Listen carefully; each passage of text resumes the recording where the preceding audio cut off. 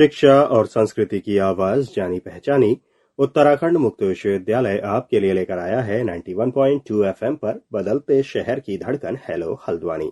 दोस्तों, जैसा कि आप सभी जानते हैं कि हेलो हल्द्वानी सामुदायिक रेडियो है। तो सामुदायिक रेडियो का काम शिक्षा के प्रसार के साथ साथ आम जन में जागरूकता का प्रसार करना भी है और इसके अलावा कई तरह के अवसरों को भी आम जन तक पहुंचाना सामुदायिक रेडियो का काम है। तो ऐसे ही एक अवसर होता है स्वरोजगार, और स्वरोजगार के अवसरों में हम बात करते हैं कई बार मशरूम उत्पादन की। तो मशरूम उत्पादन का ये काम हो रहा है कालाढूंगी विकास खंड के पवलगढ़ में। तो पवलगढ़ में ये काम किस तरह से चल रहा है और क्या कुछ इसमें आगे अवसर हमें देखने को मिलने वाले हैं, इस बारे में हमसे बात करने के लिए हमारे साथ मौजूद हैं करुणा शंकर कांडपाल, जो कि अपने आप में कई तरह की सामाजिक गतिविधियों में लगे हुए हैं, चाहे वो महिला समूहों का निर्माण हो या फिर स्वरोजगार के लिए कई इलाकों में अवसर तैयार करना हो। तो करुणा शंकर कांडपाल जी, आपका बहुत बहुत स्वागत है हेलो हल्द्वानी के स्टूडियो में। धन्यवाद। तो जैसे आज हम बात करेंगे कालाढूंगी विकास खंड में जो पवलगढ़ में आपका जो मशरूम उत्पादन सेंटर है, यानी कि जहां पर आप मशरूम उत्पादन कर रहे हैं, जिसके जरिए वहां के आसपास के लोगों को स्वरोजगार से आप जोड़ रहे हैं, तो किस तरह से ये काम वहां पर चल रहा है? ये कार्य हम विगत 2 वर्षों से पवलगढ़ में कर रहे हैं। तो हमारा ये लक्ष्य था कि हम इस कार्यक्रम के तहत जितने भी हमारे बेरोजगार और समूह के माध्यम से कार्य कर रहे हैं महिलाएं या पुरुष को हम आत्मनिर्भर भारत के अंतर्गत उनको कुछ रोजगार दें। तो हम 3 मित्रों ने, हमारे संजय जी हैं, राजेश अधिकारी जी हैं, तो हम तीनों ने एक हमारा विकल्प सोचा कि हम क्या करें जिसके माध्यम से हमारे समाज में एक इस टाइप के कार्यक्रम करने का रुझान उत्पन्न हो। तो तीनों ने हमने मिलकर एक कार्य करने की सोची, इसमें मशरूम उत्पादन, क्योंकि मशरूम एक ऐसा विकल्प है स्वरोजगार का जिसमें कि ये कम समय पर और कम लागत पर हमारे कृषक बंधु अपना कार्य कर सकते हैं और एक अच्छी आय वर्धन का कार्य कर सकते हैं। तो हम लोगों ने हॉर्टिकल्चर मिशन के माध्यम से और कुछ बैंक के माध्यम से हमने एक अच्छी वहाँ पर एक लैब बनाई हुई है और एक अच्छा कार्य करने के लिए कक्ष का भी निर्माण किया है, जिसमें हमारे वहाँ कर्मचारी जो रात्रि को वहाँ रहते हैं वहीं रहते भी हैं, और रख रखाव के लिए हम लोगों ने वहाँ पर ऐसी व्यवस्थाएं की हैं जिससे कि मशरूम का उत्पादन भी अच्छे ढंग से हो तथा लोगों को स्वच्छ और वेजिटेरियन शाकाहारी मशरूम की प्राप्ति हो। जिसमें कि हम लोग क्या करते हैं कि गाँव में जाकर जो अच्छे शुद्ध पराल का वहाँ पर इकट्ठा करके और पॉलीथीन्स में रखकर हम लोग उसको वहाँ पर मशरूम का उत्पादन करते हैं और विभिन्न तौर तरीकों के माध्यम से, साइंटिफिक तरीकों के माध्यम से वहाँ पर मशरूम का उत्पादन हो रहा है, जिससे कि लोगों को बड़ा वहाँ पर फायदा अभी देखने को प्राप्त हुआ विगत 2 वर्षों में, और अच्छी वहाँ पर हम लोगों को मशरूम की मार्केटिंग भी प्राप्त हो पाई है। हमारा विगत मशरूम का उत्पादन भी अच्छा रहा, जिससे कि लोगों को शुद्ध और साफ मशरूम की प्राप्ति हुई। तो आपने जैसे वहां पर मशरूम उत्पादन का काम शुरू किया, जिससे कि साथ में वहां के आसपास के ग्रामीणों को भी आपने स्वरोजगार से जोड़ा, तो इसकी शुरुआत किस तरह से हुई और हॉर्टिकल्चर मिशन क्या है, इसके बारे में भी कुछ आप हमें जानकारी देंगे? कोई भी व्यक्ति जो इस टाइप के कार्य करना प्रारंभ करता है, चाहे वो स्वयंसेवी संस्थाओं के माध्यम से हो या स्वयं अपने माध्यम से हो, तो उद्यान विभाग की एक संस्था है हॉर्टिकल्चर मिशन जो उत्तराखंड सरकार चला रही है, वो ऐसे कार्य करने के लिए ऋण देती है, परियोजना, उसमें प्रोजेक्ट बना के मिशन को देना पड़ता है। तो वही हम लोगों ने प्रोजेक्ट बनाया और उस हॉर्टिकल्चर मिशन को दिया। उसके तहत हमें भवन निर्माण तथा रख रखाव के लिए कुछ धन की प्राप्ति हुई। बाकी बैंक से हम लोगों ने कुछ ऋण लेके उस कार्य को किया, जिसके माध्यम से आज हम देखते हैं कि कृषकों को वहां पर आना उनको बड़ा अच्छा लगता है और वो प्रशिक्षण वहां पर प्राप्त करते हैं, क्योंकि किसी कार्य करने के लिए एक अच्छा प्रशिक्षक कक्ष भी होना चाहिए, जिसमें कि हम लोगों ने साइंटिफिक तरीकों के से ऑपरेटर्स वहां पर रखे हैं, कैसे वहां पर बीज का संग्रहण होगा, कैसे बीज को हम शोधन कर सकते हैं, कैसे मशरूम जब उत्पादन हो जाएगा तो उसको हम एक टेम्परेचर में रखकर शुष्क और साफ रख सकते हैं। वो पूरी चीजें वहां पर हमारे उस विभाग के माध्यम से तथा हम लोगों के माध्यम से की गई है। तो जैसे आपने बताया कि किस तरह से इसकी शुरुआत हुई और किस तरह से यह धीरे धीरे एस्टेब्लिश हुआ, तो इसमें जैसे आपने बात की स्वरोजगार से जोड़ने की आसपास के इलाके के लोगों को, तो उसके लिए किस तरह से आपने काम किया और किस तरह से आपको मेहनत करनी पड़ी और लोगों का जो इंटरेस्ट रहा इसमें किस तरीके का देखने को मिला, कितना समय आपको लोगों को उससे जोड़ने में लगा? विगत 2 वर्षों में तो पहले हम स्वयं ही कर रहे थे इस कार्य को, फिर हमने समूह के माध्यम से इसे करना प्रारंभ किया, क्योंकि समूह में बहुत व्यक्ति जुड़ते हैं और साथ साथ कृषक उसमें ज़्यादा जुड़ता है। तो हमने कृषकों को वहाँ पर अपने इस प्रशिक्षण कार्यक्रम में लाकर उनको प्रशिक्षण दिया, और प्रशिक्षण देने के बाद जो कार्य हम लोग वहां पर कर रहे थे वही कार्य उनके घर में, उनकी जो जमीनें थी वहीं पर करवाई गई, और उनसे प्राप्त उत्पादन को हम लोगों ने खरीद कर लेकर खुद मार्केटिंग करके उनको उसमें उनको जो प्राप्ति हमें हुई, उनको प्राप्ति हुई वो चीज हमने उनको दी। उससे ये हुआ कि एक कृषक ने दूसरे कृषक को बताकर मशरूम उत्पादन के लिए उनको ज्ञान बढ़ाया, तो साथ साथ उनके अंदर भी एक कार्य करने की प्राणी को प्रेरित किया।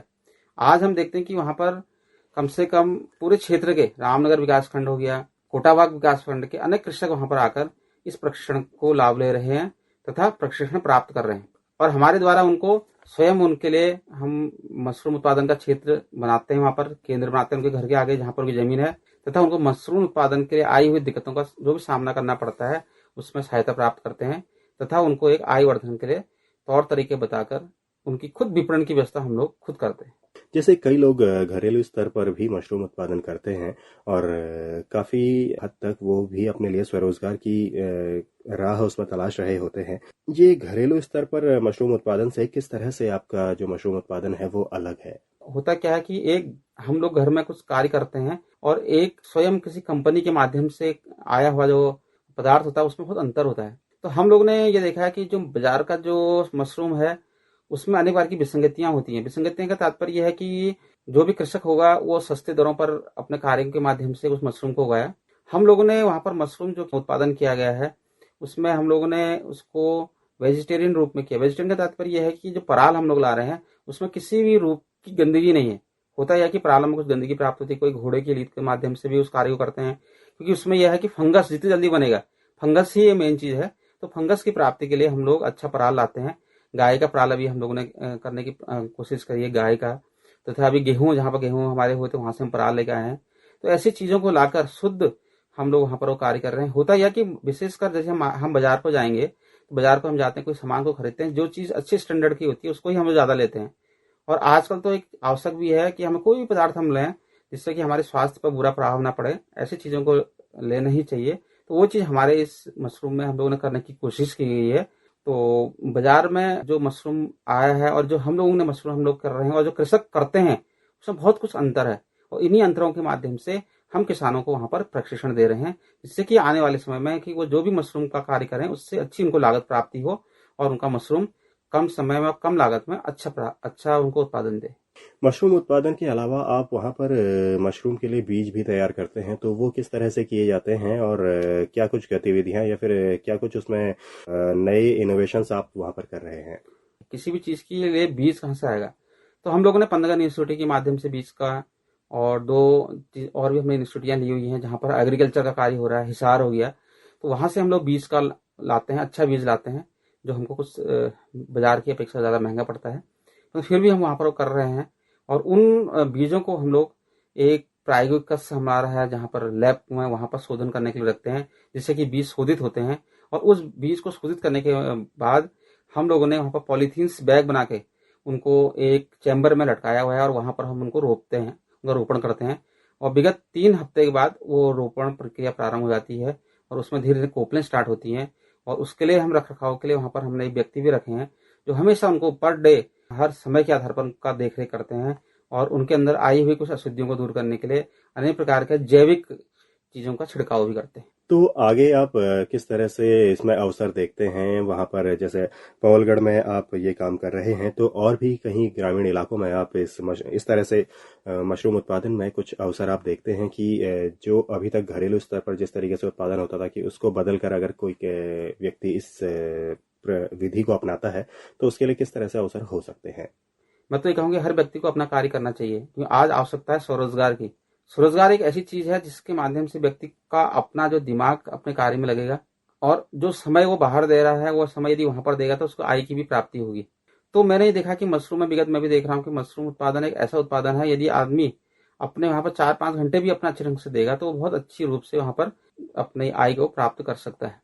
मैंने ये भी देखा है कि मशरूम को करने के लिए कोई ज्यादा ज्ञान की भी आवश्यकता नहीं है। यदि हमारे वहां वो 1-2 दिन ही ज्ञान ले ले तो वो उस ज्ञान के माध्यम से अपने घर में भी बैठ के, यदि उसका जमीन भी नहीं है, तो मैंने अभी देखा कि मेरे कोई मित्र हैं तो उन्होंने कुछ 2-3 गमलों में भी अपना मशरूम का उत्पादन किया। हम लोगों ने उनको सिखाया तो उन्होंने वो मशरूम के उत्पादन में भी कम से कम 2-3 हजार रुपये वो अपने गमलों के माध्यम से भी प्राप्ति कर ले रहे हैं। तो मेरा कहने का तात्पर्य यह है कि यदि कोई व्यक्ति किसी को चाहत है और कुछ कार्य करने की का एक प्रेरणा और या लगन है, तो ये सबसे अच्छा स्वरोजगार क्षेत्र मशरूम है। मशरूम के माध्यम से वो आगे अपना भविष्य भी निखार सकता है, और यदि इसका समय और जमीन का भी अभाव है तो वो भी कुछ समय निकाल कर अपना और कुछ जमीन के माध्यम से अपने तौर तरीकों के माध्यम से करके भी प्राप्त कर सकता है। तो आपने काफी हद तक काफी सारी जानकारी हमें दे दी है, और एक बात अभी आपने यहाँ पर कही कि अगर कोई व्यक्ति घरेलू स्तर पर अगर आपसे जानकारी लेना चाहता है घरेलू स्तर पर मशरूम उत्पादन के लिए, तो वो आपसे ले सकता है। तो उसके लिए वो कैसे आपसे जुड़ सकता है या फिर कैसे आपसे संपर्क कर सकता है कि उसे जानकारी मिल जाए? अभी हमने क्या किया, अपने सभी व्हाट्सएप के माध्यम से और अपने फेसबुक के माध्यम से हमने सब लोगों को अपना ये भेजा हुआ है। और भी हम लोगों के करने के तौर तरीके अभी हम प्रदर्शनियां लगा रहे हैं। अभी हमारी बात हो चुकी है मुक्त विद्यालय में होते हैं, यहाँ भी हम प्रदर्शनी हम लगाएंगे। तो हमारा ये लक्ष्य है कि हम पूरे उत्तराखंड को मशरूम हब बनाएं। मशरूम हब बनाने के हमारी कार्य चल रहा है। हम हर क्षेत्र में इस टाइप का कार्य करेंगे। हर गांव स्तर में हम लोग प्रशिक्षण कार्यक्रम आयोजित करेंगे, विकास खंड क्षेत्र में आयोजित करेंगे। तो धीरे धीरे यदि कोई व्यक्ति को करना चाहेगा तो हम अपने मोबाइल के माध्यम से और भी तरीकों के माध्यम से जिसको उनको पता लगेगा वो हमसे संपर्क कर सकता है और हम उनको प्रशिक्षण देंगे।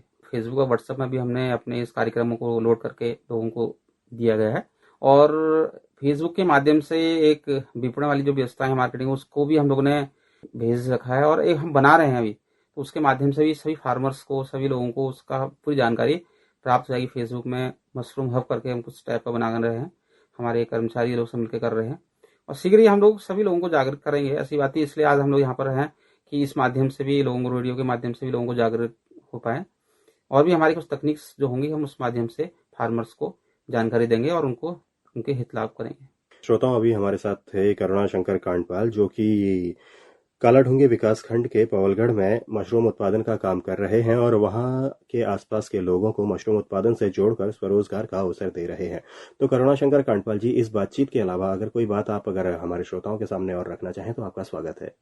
बहुत बात हो चुकी है, परंतु फिर भी मैं ये कहना चाहता हूँ कि हम लोग अपना कार्य करें, स्वरोजगार का कार्य करें और अपने भारत को एक स्वरोजगार क्षेत्र का एक अग्रणी देश बनाएं। क्योंकि आज हम देख रहे हैं कि भारत में जो स्थिति हमारी बन चुकी है आज बेरोजगारी की, उस आधार पर हम देखते हैं कि हर व्यक्ति अच्छी शिक्षा लेने के बाद दर दर की ठोकरें खा रहा है, एक मामूली वेतन लेकर वो अपना जीवन यापन कर रहा है। तो मेरा सभी युवाओं से कहना है, जो व्यक्ति अपना कार्य कर रहे हैं, किसी भी क्षेत्र में कार्य कर रहे हैं, अच्छा कार्य कर रहे हैं और अच्छा वेतन भी ले रहे होंगे, तो मेरा उनसे ये लक्ष्य है कि अपना जो कुछ समय यदि उनको मिलता है तो अपना कार्य करें, कोई अच्छा उद्योग सोचें, मशरूम छोड़ें, कुक्कुट पालन छोड़ें, कुछ भी कुछ करें। और मैं सोचता हूँ कि यदि मशरूम करते हैं कि मशरूम में कोई ज्यादा लागत भी नहीं है और बहुत अच्छा कार्य है, वो आपको एक साइड बिजनेस भी देगा, आपको एक साइड व्यापार भी देगा, जिसके माध्यम से आप अपने परिवार और आप अपने शौक और आप अपने और भी कार्य को अच्छी रूप से कर सकते हैं। और दूसरा एक अपना पहचान भी इस क्षेत्र के माध्यम से होती है। धन्यवाद। करुणाशंकर कांडपाल जी, आपका बहुत बहुत धन्यवाद हमसे और हमारे श्रोताओं से ये सारी बातें साझा करने के लिए। तो हम उम्मीद करेंगे कि हमारे श्रोताओं को भी मशरूम उत्पादन से जुड़ी कई सारी जानकारियां इस बातचीत के दौरान मिली होंगी, और वो भी अगर उनमें से कोई मशरूम उत्पादन करना चाहे तो वो इस ओर कदम बढ़ा सकता है। तो इसी के साथ अपने दोस्त अनिल को भी दीजिए इजाजत। फिर आपसे मुलाकात होगी। नमस्कार।